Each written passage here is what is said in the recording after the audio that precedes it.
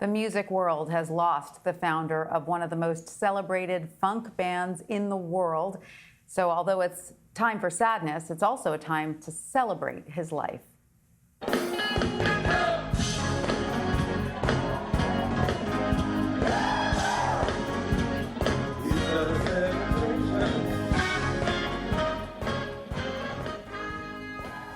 That song always puts a smile on my face. Ronald Khalis Bell, one of the founders of the iconic pop group Kool The Gang, passed away at the age of 68.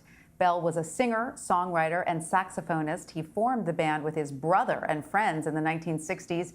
He co-wrote some of the band's biggest hits, such as Celebration, Ladies' Night, and Jungle Boogie. Bell died in the Virgin Islands with his wife by his side. His cause of death was not released. Joining us now is one of Bell's former colleagues and friends, Saleem Shareef.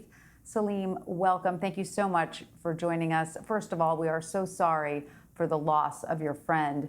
What will you remember the most about Ronald? Thank you. Good afternoon. I remember most that he was a very generous guy. For me, when I first met him, I met him in a religious organization, and I didn't know who he was at the time. I knew about Kool The Gang, but I didn't realize he was the same person.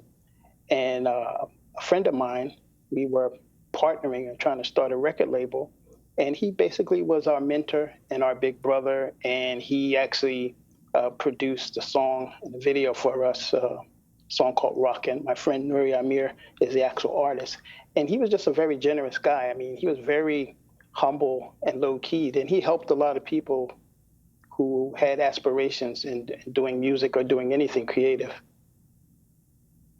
And you, of course, worked with him in the studio and on the set. What was he like there, in his element?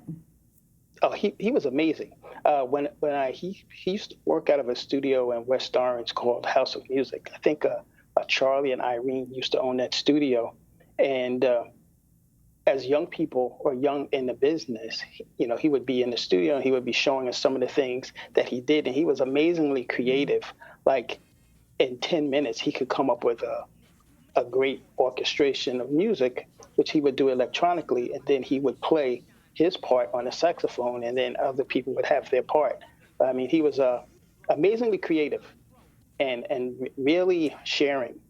There's probably so many people who've worked with him or who have been inspired by him who came through that studio that you would be surprised. Matter of fact, Wyclef is one of those people who used to be in there. At that time, he wasn't well known. He was, I think they were calling themselves the rap translators at the time. And Proswell, they also worked with him, and I'm sure he influenced them in their production. He was a very sharing guy and amazingly creative and very inspiring. And when you hear about yes. Sorry, I didn't mean to interrupt. Go ahead. Yes. And when some of the songs that he wrote, even though they were secular songs, the inspiration for those were frequently spiritual. Especially even like Celebration. I'd asked him about that before. I was like, well, where'd that come from? Why'd you come up with Celebration? And that was really inspired by a spiritual thing that he wanted people to appreciate. I just want to talk to you a little bit about the history of Kool The Gang, because when you learn about their trajectory, you learn how they truly have a rags to riches story, from playing in front of subway stations to winning amateur night at the Apollo. What do you think it was about their sound at that moment that propelled them to stardom? I think because they were really, truly talented and very diverse in their music. Like, they had a jazz background, or they played a lot of jazz, and they were influenced by jazz, even though a lot of what they did was pop music. So their ability to play different things and to mix different things, and because of, I think it always had a spiritual message. It either was going to make you happy or make you reflect. And that's something everybody can connect to, being happy or reflecting or celebrating. Mm-hmm. So they covered a gamut of emotions. And their music was real. I mean, it was really heartfelt music. Well, speaking of celebrating, I mean, Ron often said that celebration remained his favorite song through the years. You pointed out how it was inspired by, some religious songs. Can you tell us a little bit more about his faith? Was that a big part of his life? Yes, yes, it was. He was a Muslim. He practiced Al-Islam, and that's how I met him in a early morning prayer. And I used to see him there at the dawn prayer. I didn't realize it was who he was at the time, but he was consistently there. And he was, as I said, very low key, and he was just talking to everybody. So unless you really knew him, you wouldn't know that that's what he did. He was just a regular guy, practicing his belief, being humble and sharing, and just being part of the community. He did a lot of things for the community as far as music and donating time and helping other people.